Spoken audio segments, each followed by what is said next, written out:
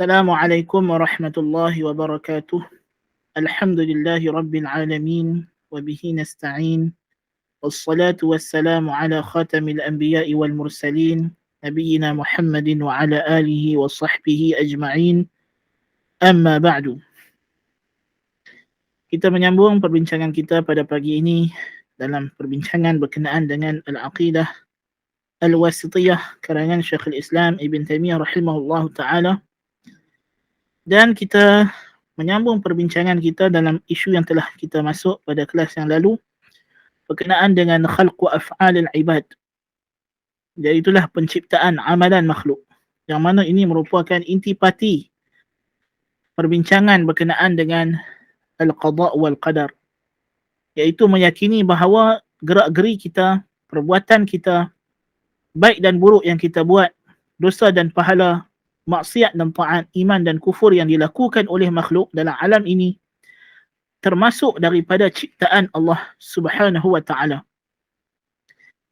Dan kita telah sebutkan bahawa isu ini berpijak pada dua prinsip asasi, iaitulah dari sudut Allah Subhanahu wa taala sebagai pencipta dan kehendaknya lah yang pasti terlaksana. Yang ini telah pun terbukti tanpa keraguan lagi dalam Islam, bahkan secara akal yang waras. Tuhan mestilah menguasai seluruh alam. Tak kiralah apa jua yang namanya alam. Termasuklah kejadian-kejadian yang berlaku dalam alam ini, mestilah berlaku dalam kehendak Tuhan. Mengikut kehendak Tuhan. Berlaku dalam pengawasan Tuhan Azza wa Jalla.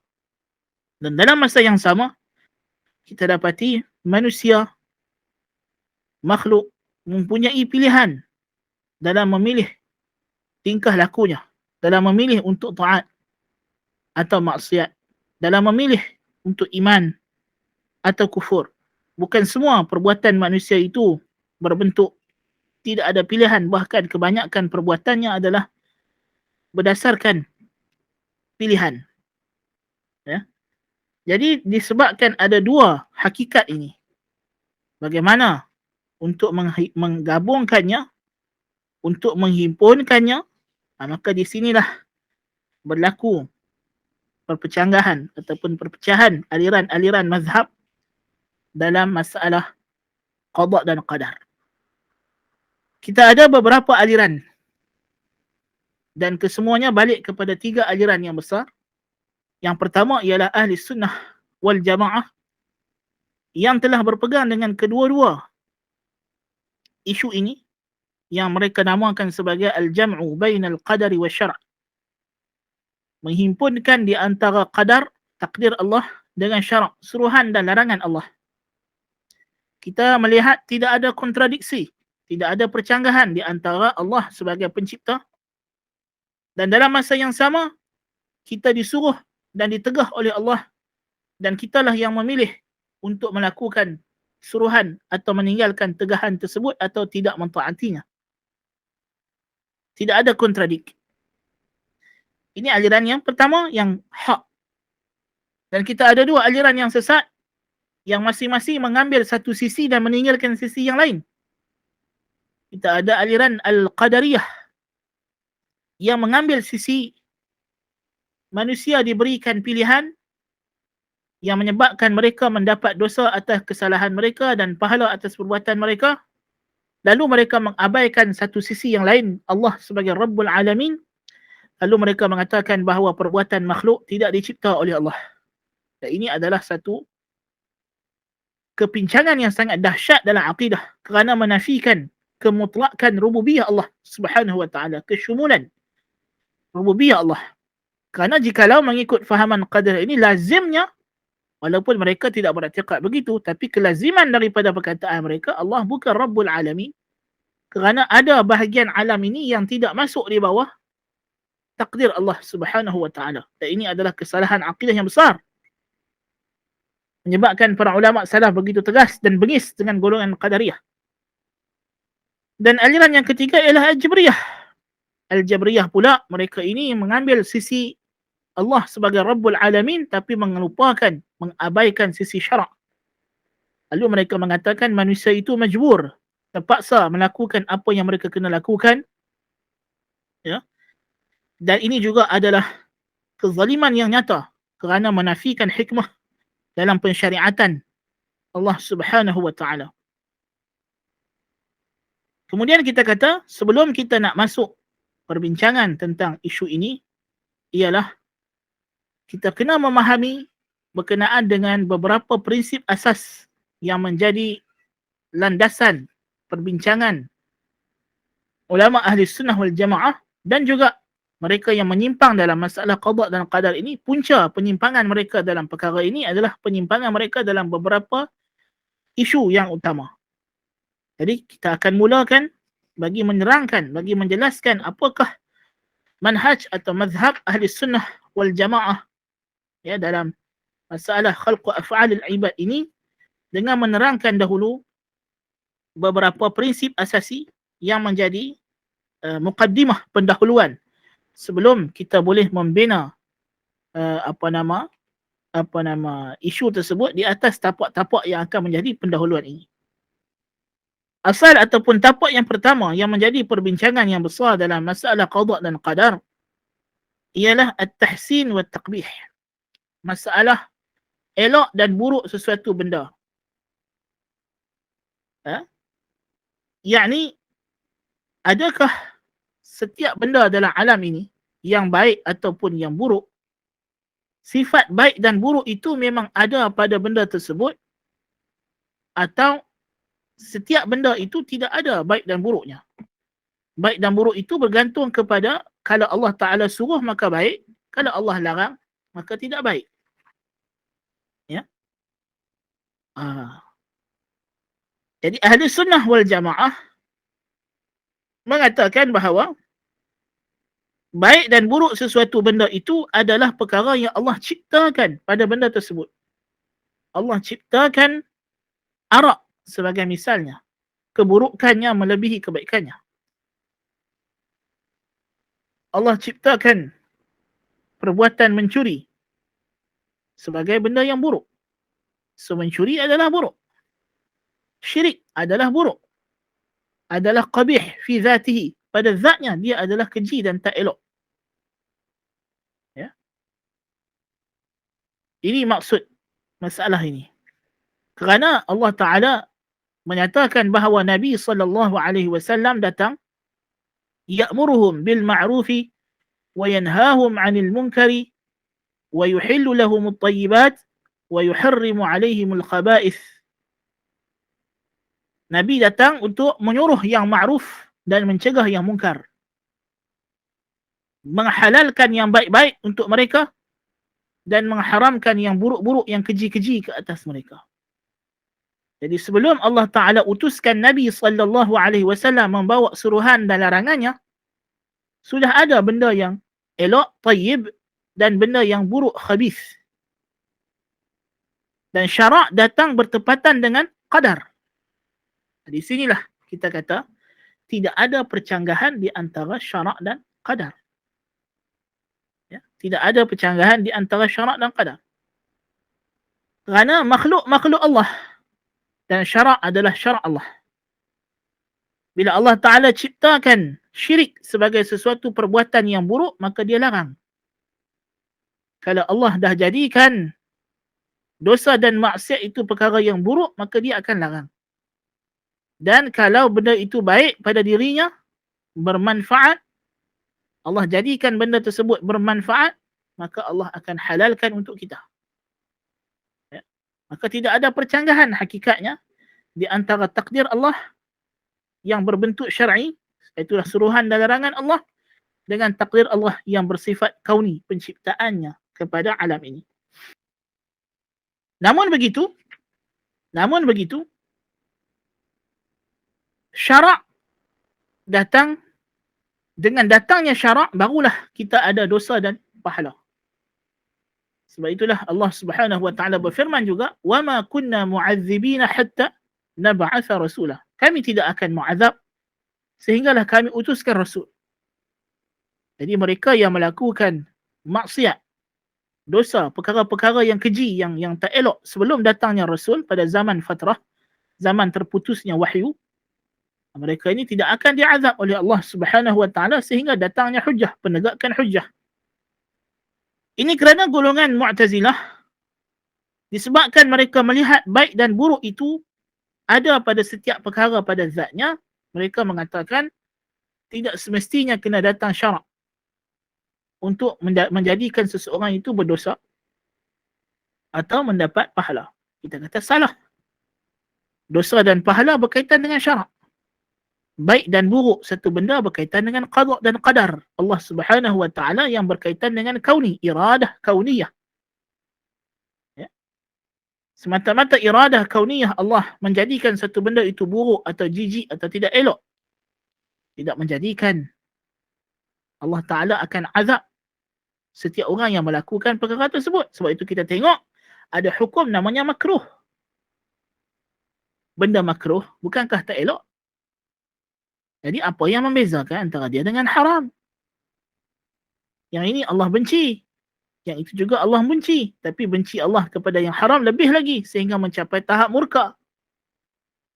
Jadi macam mana kita nak differentiate mana yang Allah benci sahaja dengan Allah yang Allah benci dan murka sekali?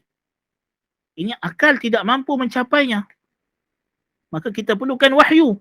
Maka untuk menentukan benda yang baik ini dapat pahala fardu dan yang baik ini pula dapat pahala sunat, yang buruk ini haram, yang buruk ini pula makruh, maka memerlukan wahyu. Ya. Manakala golongan Jabriyah pula, mereka mengatakan tidak ada baik dan buruk. Kalau Tuhan suruh, baiklah. Kalau Tuhan larang, buruklah. So bagi mereka, Tuhan boleh suruh apa sahaja, larang apa sahaja. Tidak ada baik dan tidak ada buruk. Even syirik pun, tidak boleh kita kata baik atau tidak boleh kita kata buruk. Syirik hanyalah buruk sebab Tuhan larang. Tapi kalau Tuhan suruh, jadi baik dia berkata. Na'udzubillahi min zalik.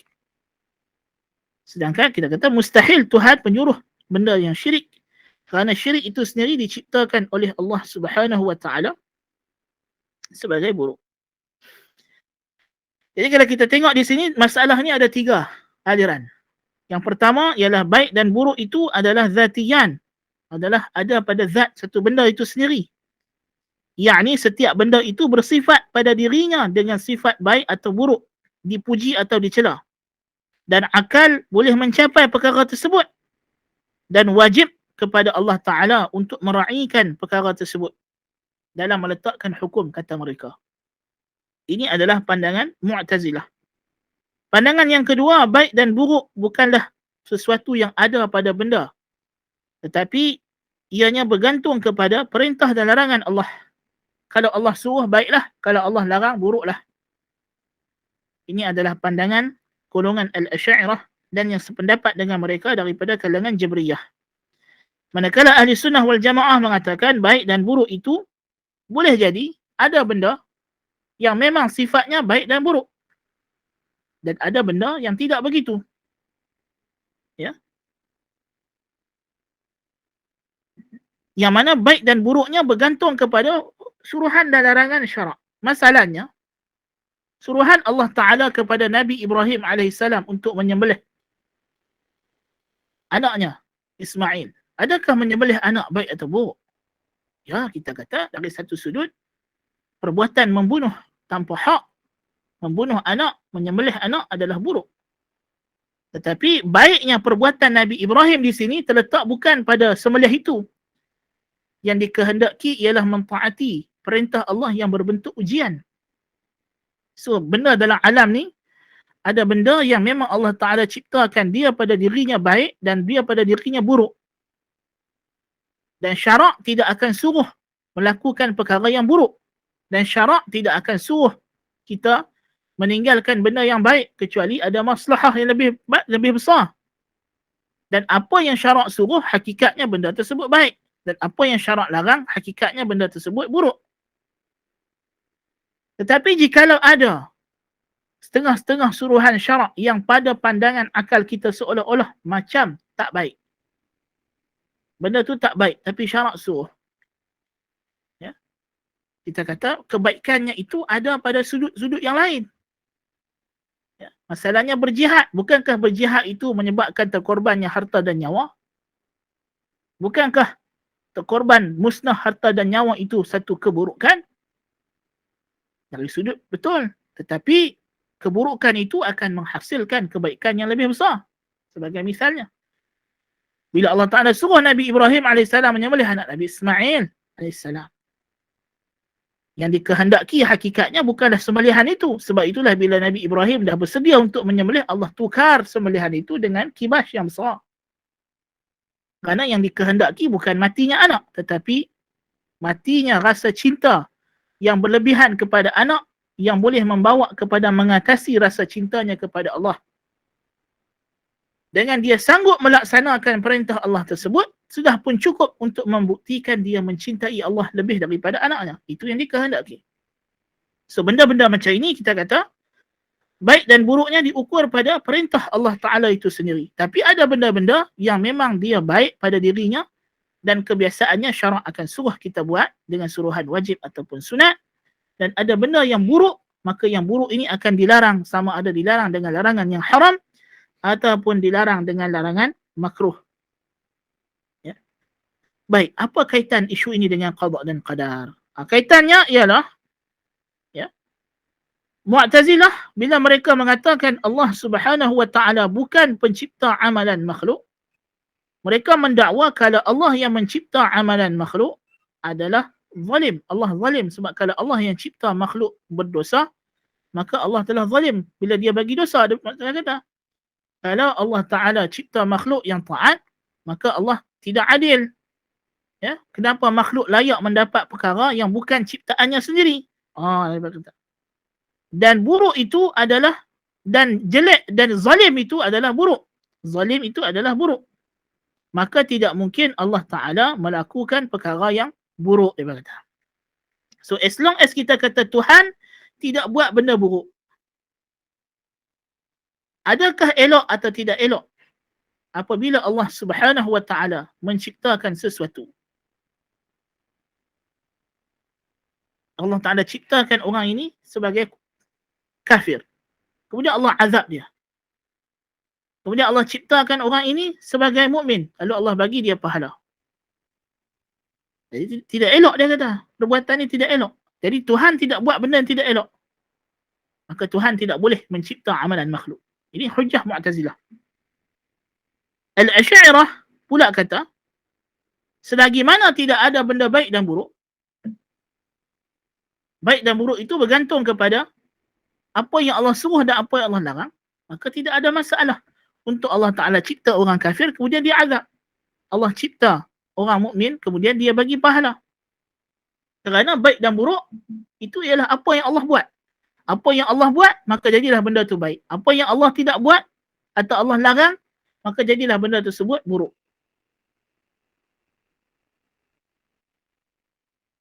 So itu adalah jawapan golongan Mu'tazilah. Jadi Ahli Sunnah wal Jamaah pula, walaupun kita bersetuju dengan usul yang Mu'tazilah sebut dari segi ada benda baik dan buruk pada zatnya, ya, dan Allah tidak melakukan perkara buruk, dan Allah hanya melakukan perkara yang baik, ya, tetapi baik dan buruk itu bukan diukur dengan akal kita semata-mata, ya. Dan apa yang dari segi wajib atau tidak wajib sesuatu perkara atas Allah Ta'ala, bukan makhluk yang boleh tentukan. Bukan kita yang tentukan. Disebabkan benda ni buruk, kita kata haram. Tak. Disebabkan benda ini baik, kita kata wajib. Tidak. Kita hanya tahu benda ini baik, benda ni buruk. Apa hukum? Hukum dia bergantung kepada iradah Allah Ta'ala. Ada benda baik, Allah Ta'ala tak wajibkan. Tapi Allah Ta'ala kata sunat saja. Ada benda buruk, Allah Ta'ala tak haramkan. Allah kata makruh sahaja. Dan ada yang tidak makruh, khilaful aula sahaja. Jadi siapa kita untuk mendakwa, ya Allah disebabkan benda ni buruk, kau tak boleh buat. Ya Allah disebabkan benda ni baik, kau mesti kena buat. Tidak. Dan kemudian, ada benda-benda buruk yang menghasilkan benda baik. Ya? Itu kita kena ingat. Allah Ta'ala tidak mengkehendaki benda yang buruk kerana untuk keburukan. Tapi di sebalik keburukan itu mungkin akan datang kebaikan yang lebih besar. Ya, ada hikmah yang kita tidak tahu dari segi awaqibul umur, dari segi kesannya. Contoh macam arahan Allah Ta'ala supaya Nabi Ibrahim menyembelih anaknya. Kalau Nabi Ibrahim pakai logik Mu'tazilah, Nabi Ibrahim akan tolak. Ya, Nabi Ibrahim akan tolak, tidak akan buat. Ya. Kalau kita pakai logik Mu'tazilah, ya, kita tidak akan tawaf di Kaabah, tidak akan sa'i di Mina, tidak akan sa'i di Mas'ah, di Safa dan Marwah. Ya. Sebab mungkin kita nampak, bukankah berlari-lari, berpusing-pusing itu memenatkan badan, dan penat itu benda yang buruk. Ya. Tapi kita kena sedar bahawa di sana ada hikmah yang mungkin akal tak capai. Ya. Maka Ahli Sunnah wal Jamaah walaupun mengatakan bahawa benda itu ada baik dan buruk, tapi itu bukan alasan untuk kita makhluk nak pi kawal apa yang Allah Ta'ala boleh buat dan apa yang Allah Ta'ala tak boleh buat. Itu salah. Jadi Mu'tazilah kesilapan dia adalah dia jadikan isu ini sebagai alasan untuk dia mengawal. Dia pula pi habaq, Tuhan tak boleh buat yang ni, Tuhan kena buat yang ni. Dia kata hang sabar. Walaupun, dan kita kena sedar benda baik, yang baik itu siapa yang jadikan dia baik? Allah Ta'ala. Benda buruk yang kita kata buruk itu, siapa yang jadikan dia buruk? Allah Ta'ala. Dan Allah Ta'ala kemampuannya tidak ada batas. Dia boleh jadikan benda baik daripada benda yang buruk.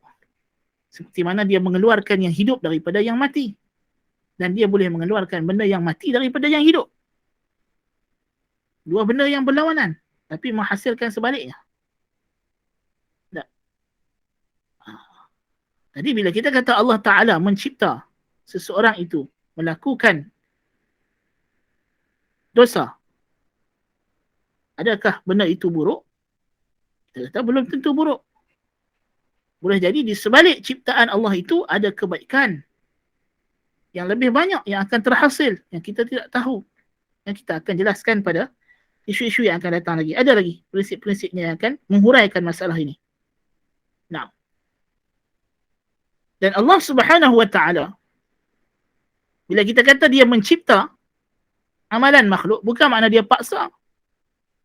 Allah Ta'ala menciptakan bagi makhluk kudrah dan iradah untuk memilih.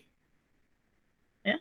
Jadi bila Allah Ta'ala azab makhluk atas dosanya, Allah Ta'ala bukan azab atas penciptaannya, tapi Allah azab atas perbuatan makhluk tersebut yang dia buat dengan kudrah dan iradah yang Allah Ta'ala cipta.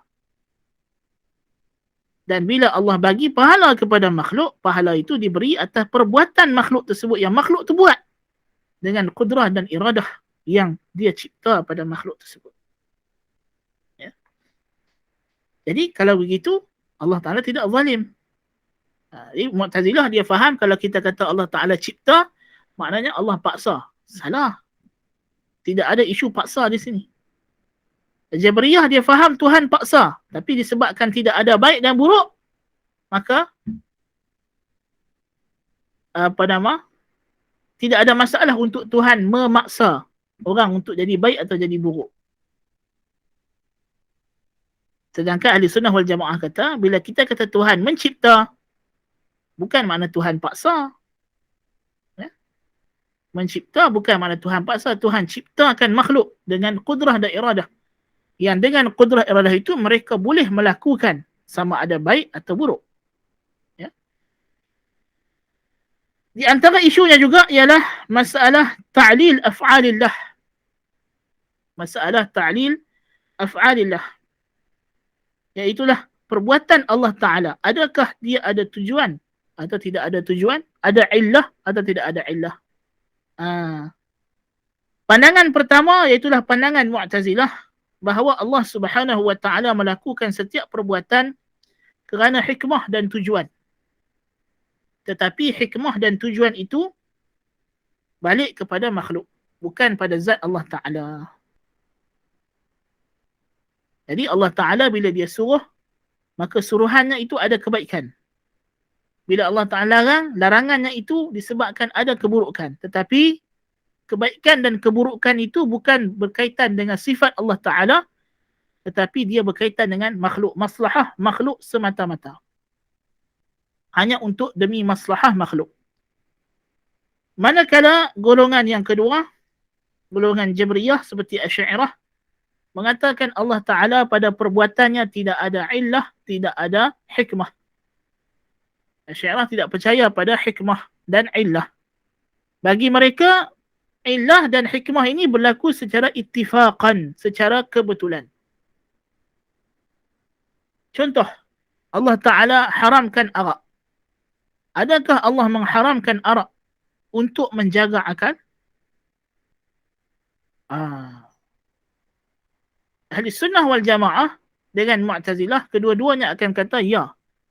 Arak diharamkan kerana Allah nak jaga akal manusia. Tetapi ahli sunnah akan berbeza dengan Mu'tazilah bila kita kata kenapa Allah nak jaga akal manusia?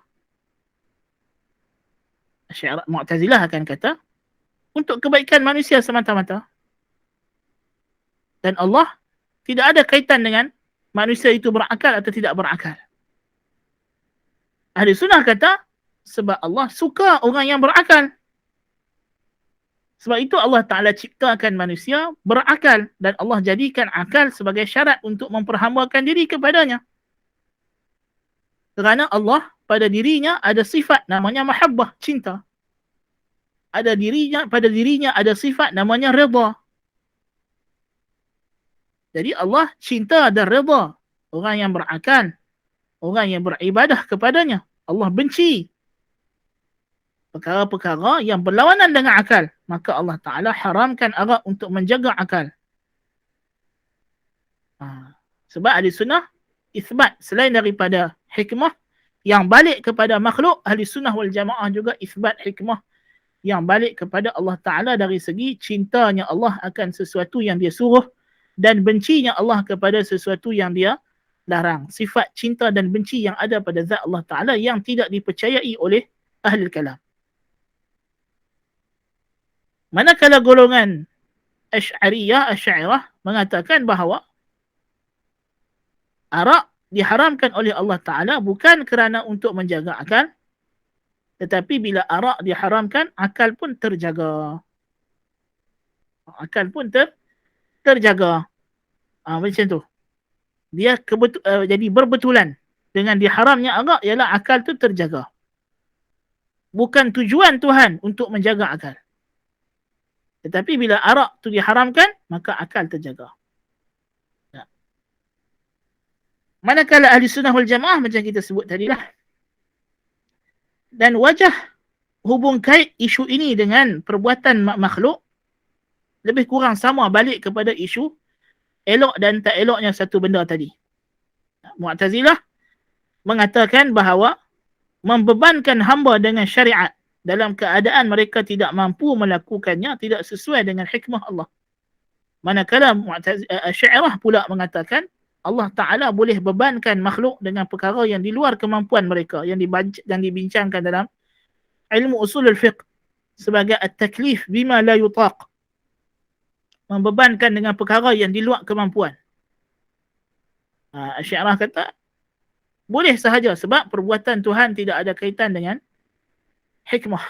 Ta'ala Allahu an qawlihim uluwan kabira. Maha suci Allah daripada tuduhan mereka.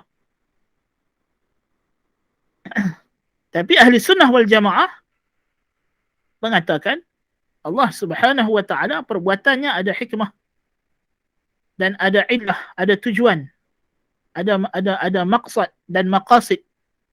Dan di antara kesan isu ini pada zaman kini ialah perbincangan hukum hakam syarak. Golongan yang membincangkan maqasidus syariah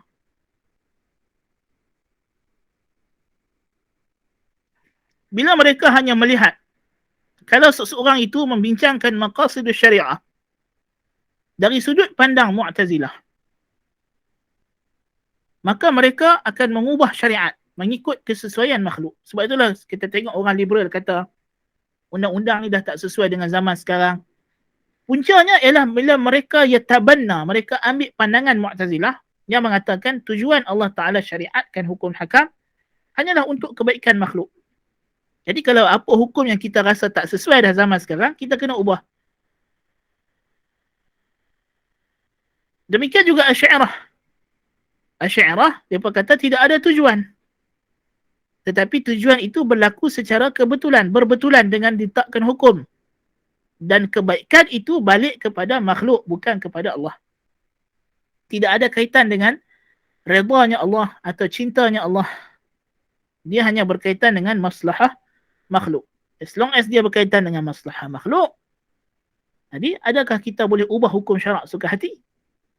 Jadi kalau kita pegang pandangan Mu'tazilah dan Ahli Kalam, kelaziman daripada pandangan mereka, walaupun mungkin Ahli Kalam dan Mu'tazilah sendiri takkan cakap benda macam ni, tapi kelaziman daripada akidah batil mereka adalah, ya, kita boleh ubahlah.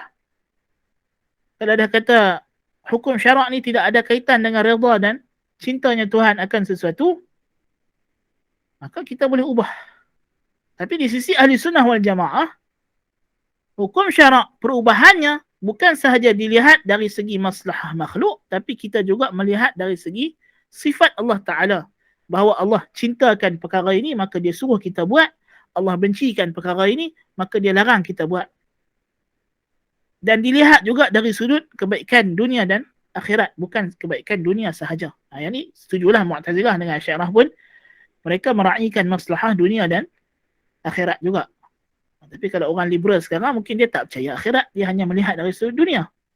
Nas'alullah al-'afwa wal-'afiyah. Naam. Jadi berbetulan dengan isu yang kedua ini, datanglah isu yang ketiga yang disebut sebagai at-taklif bima la yutaq.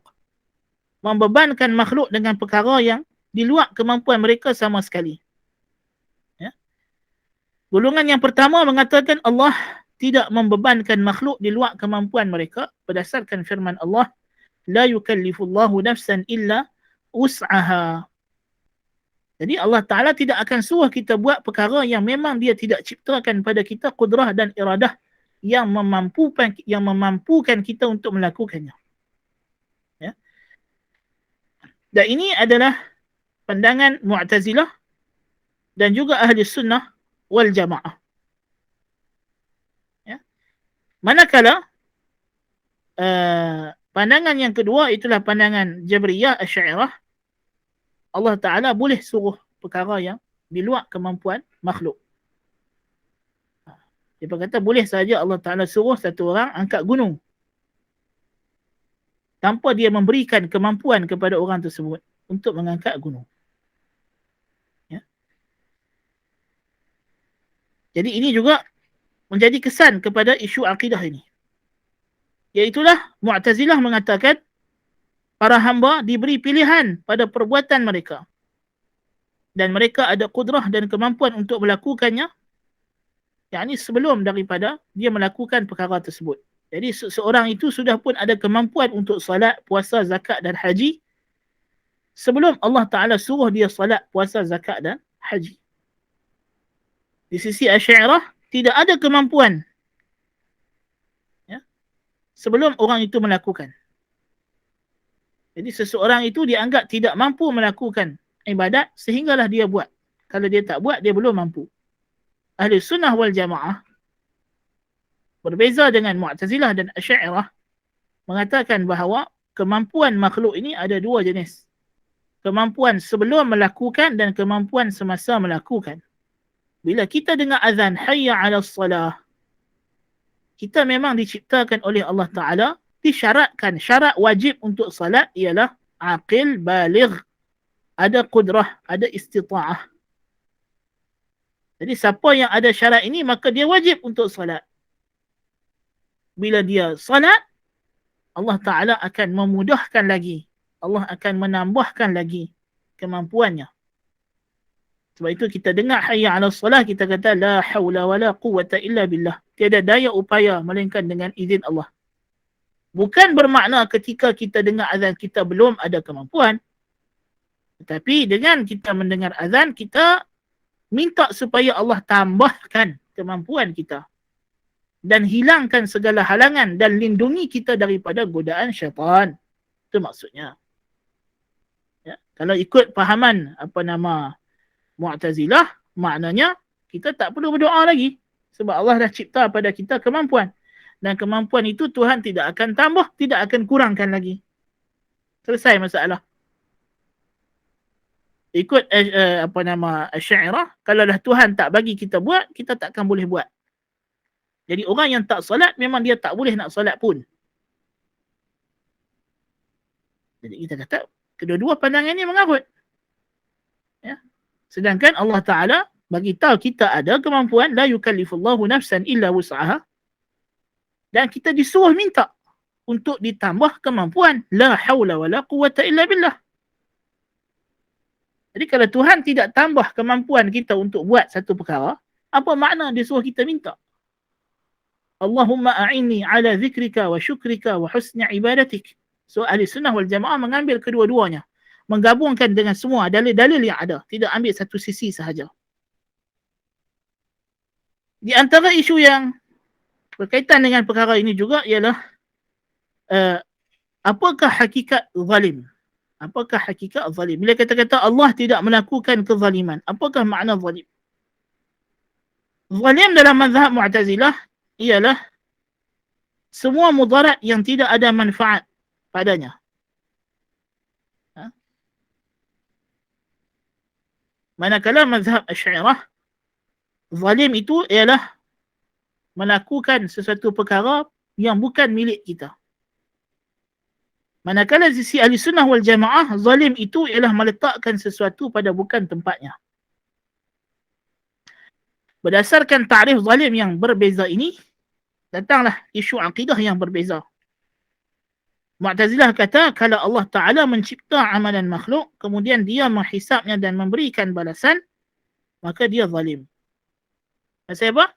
Pasal dia adalah mudarat yang tiada manfaat padanya dan tidak mampu ditolak mudarat tersebut. Dan tidak berhak untuk diperolehi. Jadi kalau Allah dah cipta seseorang untuk menjadi ahli maksiat, dia dah tak dapat lari daripada takdir Allah, kata Mu'tazilah. Dan ini adalah zalim. Dia kata. Sedangkan Asy'ariyah pula kata, zalim ialah kita buat sesuatu pada benda yang bukan milik kita. As long as alam ni milik Allah, maka terpulang pada dia. Dia boleh azab orang yang taat, boleh masukkan ke syurga orang yang maksiat. Ya Allah boleh buat apa sahaja, kata kata Asy'ariyah. Ahli sunnah wal jamaah kata, Allah Ta'ala, balik kepada isu Allah Ta'ala itu maha bijaksana. Allah Ta'ala tidak melakukan perkara-perkara yang buruk pada zatnya. Ya. Allah hanya melakukan perkara-perkara yang baik pada zatnya. Jadi kita kata Allah Subhanahu wa Ta'ala memang semua benda adalah miliknya. Jadi dia tidak zalim. Dan dalam masa yang sama, Allah Ta'ala bila dia letakkan sesuatu, kena pada tempatnya. Orang yang Allah Ta'ala cipta sebagai ahli maksiat dan kafir dan dia azab, orang itu memang sebenarnya layak untuk diazab. Dan mereka yang diberikan ganjaran oleh Allah Ta'ala diciptakan sebagai orang yang taat, mereka sebenarnya memang orang yang taat. Memang orang yang telah Allah Ta'ala ketahui dengan kebijaksanaannya, dengan ilmunya, memang layak untuk diberi ganjaran tersebut. Sebab itu kita kata, taat ini adalah ganjaran daripada Allah. Dan maksiat dan dosa yang kita buat yang Allah Ta'ala izinkan untuk berlaku itu adalah hukuman. Itu kita akan perincikan lagi pada babnya. Di antara asal ataupun isu yang rumit sebenarnya, tapi ini adalah isu yang agak philosophical, ya. Isu yang sangat philosophical. Dan mungkin kalau kita pada zaman kini orang dengar mungkin macam pelik. Macam mana isu ini dibincangkan dalam isu akidah pula tu. Dan dia ada kesan akidah. Itulah isu masalah adakah arad sesuatu sifat benda itu kekal pada dua masa. Ya. Aurat itu adakah dia kekal pada dua masa? Ini adalah perbincangan yang berlaku sebelum zaman Sokrates. Sebab itu sebahagian ahli falsafah sebelum Sokrates kata, aku tidak mungkin boleh berenang dalam sungai dengan air yang sama. Tak ada dua tafsiran bagi perkataan dia ni. Sama ada orang yang cakap ini dia adalah seorang sofis, orang yang tidak melihat ada hakikat berubahnya air itu kerana berubahnya pandangan peribadi kita terhadap air tersebut, atau pandangan yang kedua, ucapan ini dibina di atas satu teori mengatakan setiap sifat yang ada pada zat akan berubah setiap saat. Tuhan akan ciptakan yang baharu. Contohnya warna pada baju saya ini, dia tidak akan kekal warna yang sama. Tuhan akan terus ciptakan warna yang baharu untuk dia kekal ada warna. Kalau Tuhan tidak cipta, lama-lama warna ni akan hilang. Akan hilang dan hanya tinggal zat baju ini sahaja. Bahkan semua sifatnya akan hilang. Sifat benang, sifat kain ni semua akan hilang kalau tidak diciptakan oleh Allah Ta'ala. So, dia kata, adakah aurat itu kekal dua masa atau tidak kekal? Ya. Yakni sifat seperti warna, pergerakan. Kata golongan Al-Asy'ariyah, walaupun ini adalah qaul yang sebahagian ulama Asy'ariyah menganggap ini lemah. Ya. Tapi ini yang masyhur daripada Al-Baqillani dan seumpamanya, mengatakan bahawa aurat tidak kekal pada dua masa. Yani aurat tidak boleh kekal. Sifat tidak boleh kekal. Warna kulit kita ni tak boleh kekal. Dia akan musnah. Kemudian Allah Ta'ala cipta yang baru. Setiap saat dia cipta yang baru. Ya. Dan yang kedua, golongan yang kedua mengatakan aurat boleh kekal. Selagi mana Allah Ta'ala dah cipta, selagi Allah Ta'ala tidak musnahkan, Allah Ta'ala cipta dan ada tempoh masa untuk aurat itu kekal. Sampailah ke masa tertentu yang Allah Ta'ala akan musnahkan dia. Ya. Jadi apakah kerumitan yang ditimbulkan oleh isu ini dalam masalah akidah? Jadi kata Al-Asy'ariyah, selama mana kudrah makhluk itu adalah aurat, ya, maka kudrah makhluk tidak boleh kekal. Kita tidak akan terus mampu untuk melakukan satu perkara dengan kudrah yang sama. Sebab lepas kita buat satu benda, kudrah itu akan habis. Maka Allah akan ciptakan dengan kudrah yang baru. Jadi lepas kita habis salat, kudrah kita untuk salat habis, hilang. Kita dah tak mampu untuk salat. Sehinggalah kita perlukan Allah Ta'ala ciptakan kemampuan yang baru. Jadi sebab itu dia berkata, makhluk tidak ada kudrah sebelum Allah Ta'ala ciptakan kudrah tersebut ketika mana benda tersebut kita buat. Manakala Mu'tazilah mengatakan bahawa tidak mustahil untuk adanya kudrah sebelum kita melakukan sesuatu perkara. Jadi sebab kita kata aurat itu boleh kekal, maka tidak mustahil. So pendapat Mu'tazilah ini lebih hampir kepada kebenaran berbanding pendapat Asy'ariyah. Kan? Tetapi ahli sunnah macam kita sebut tadi, kita ada prinsip yang lain bahawa Allah Ta'ala juga boleh menambah kudrah kita. Bukan kudrah itu bagi Mu'tazilah, kudrah itu kekal dan tidak akan bertambah. Kan? Jadi kudrah yang Tuhan dah cipta kepada kita semasa kita dijadikan, itulah banyak itulah, tidak akan bertambah lagi. Adapun bagi kita ahli sunnah wal jamaah, Tuhan boleh tambah. Sebab itu ada orang yang beribadat, lama-lama Tuhan tambah kudrahnya. Daripada dulu dia boleh khatam Quran sebulan sekali, lama-lama jadi sebulan 2 kali. Lama-lama jadi sebulan 3 kali. Lama-lama jadi setiap minggu. Lama-lama jadi seminggu 2 kali. Lama-lama jadi setiap hari. Sebab Tuhan tambah. Semakin kita dekat kepada Allah Ta'ala, semakin Tuhan tambah kemampuan kita untuk beribadah kepadanya. Orang yang maksiat, dulu dia boleh salat. Dulu kalau dengar azan, rasa lagi nak semayang. Tapi dah lama-lama duk buat maksiat. Dengar azan dah tak rasa apa lah. Sebab Allah boleh hilangkan. Kan?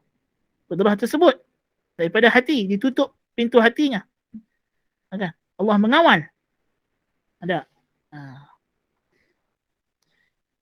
Kata Syekhul Islam bin Taimiyah rahimahullahu taala, apabila asal perkataan qadariyah bahawa orang yang melakukan taat dan yang meninggalkan taat, semua kedua-dua mereka adalah sama sahaja dari segi kemampuan, maka terhalanglah mengikut pandangan mereka ini untuk adanya kudrah yang khusus dalam melakukan sesuatu perkara. Yang ini Tuhan tak boleh tambah kudrah yang lain.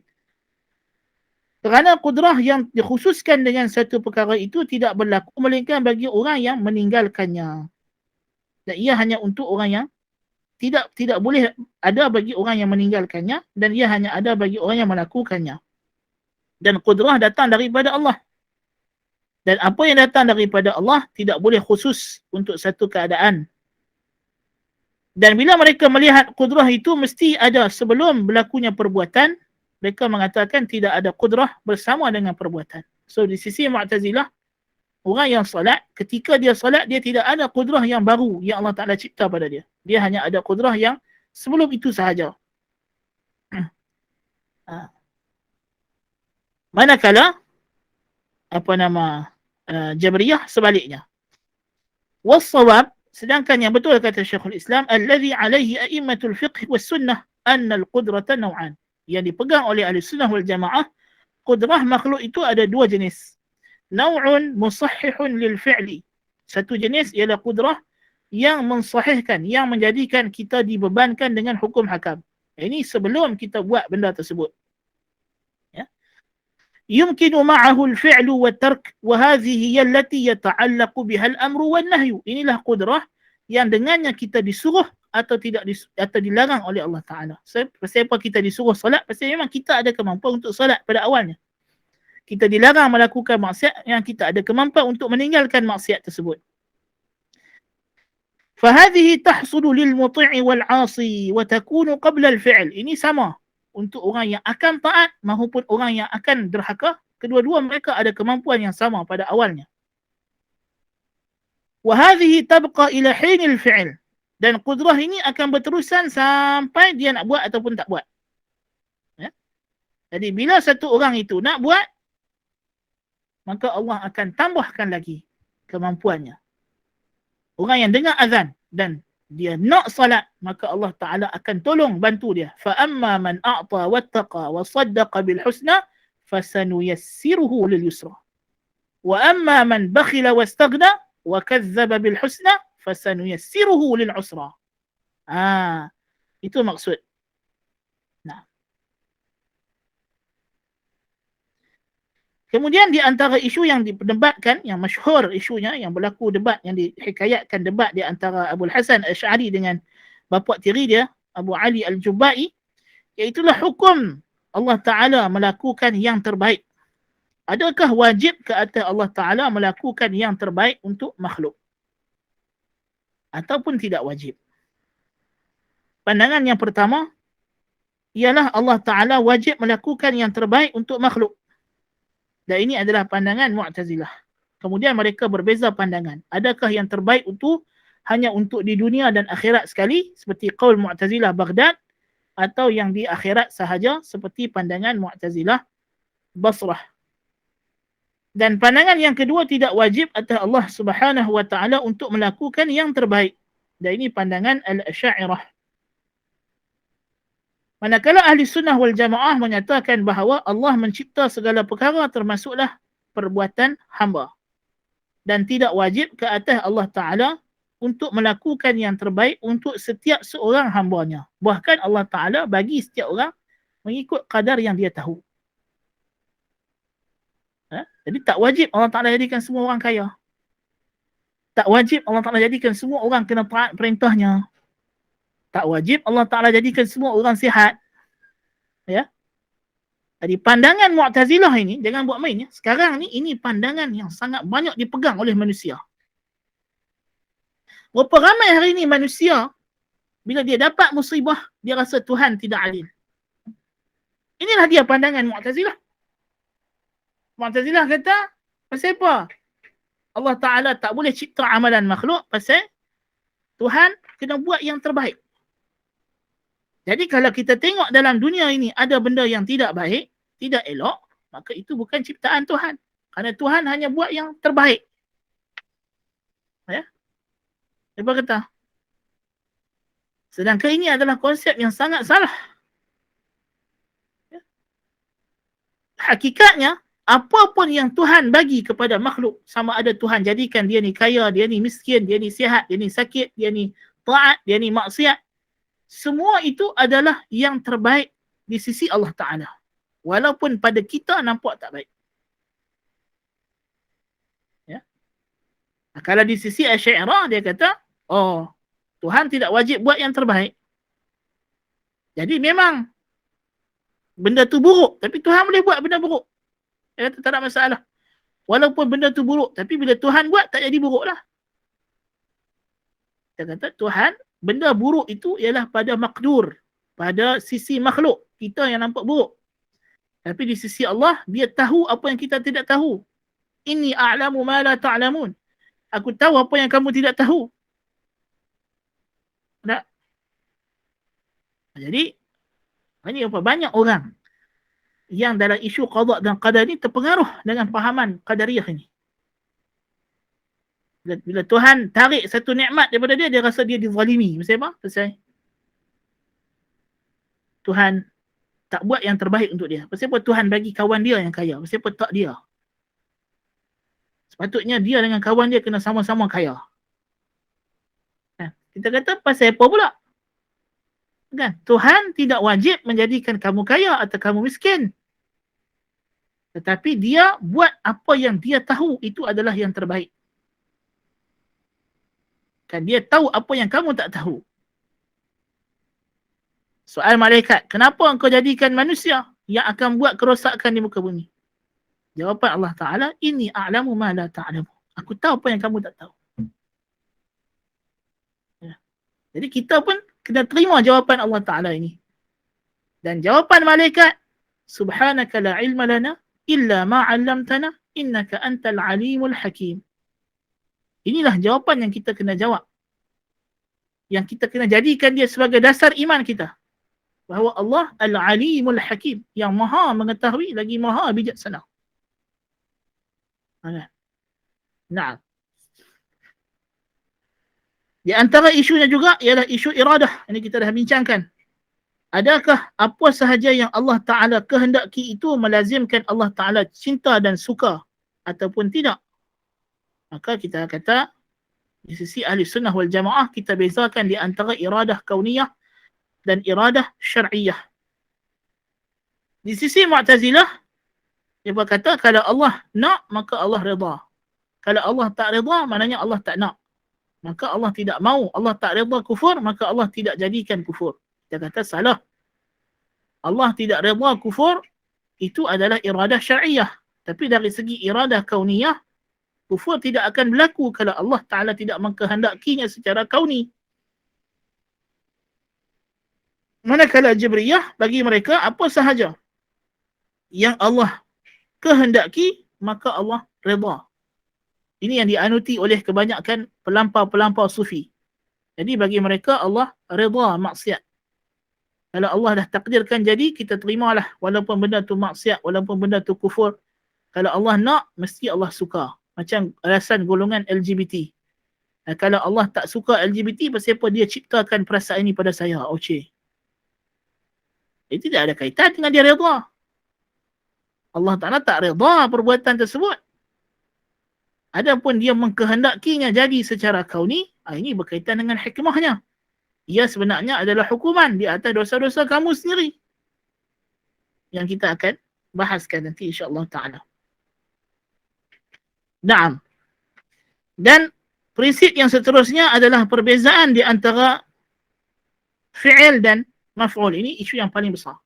Ini antara isu yang besar. Beza antara buat dengan objek yang kena buat. Ini juga, ini adalah boleh dikatakan ini adalah teras. Masalah teras sekali dalam khalqu af'al ibad ini. Isu yang ke-8. Ini adalah yang besar. Yang ini insyaAllah kita akan tangguh perbincangannya pada kelas yang akan datang. InsyaAllah kalau tidak ada arah yang melintang pada minggu hadapan, kita akan sambung bincangan ini dan Ana akan cuba ringkaskan balik.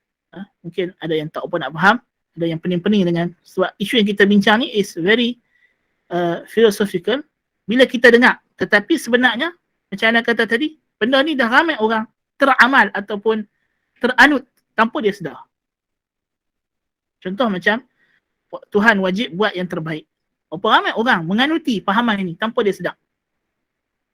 Sebab tu kita kata syubhat, qada dan qadar ini dia istimewa. Dia benda yang sangat filosofikal, tetapi tidak perlu untuk ada degree dalam falsafah untuk kita terperangkap dalam syubhat tersebut. Kerana manusia secara naluri fitrahnya, dia memang makhluk yang Tuhan ciptakan untuk berfalsafah, untuk berfikir.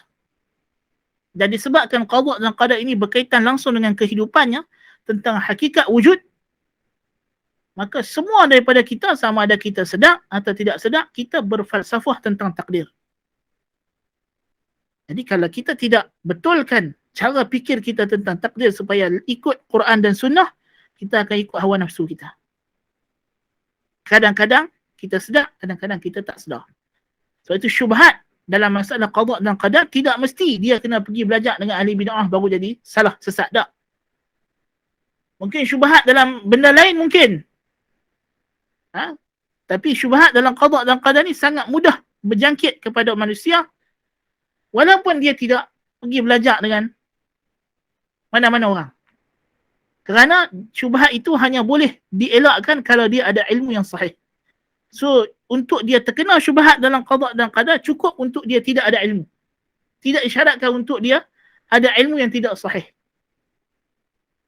Ada benda yang kita kata dalam iman ni, dia fitrah.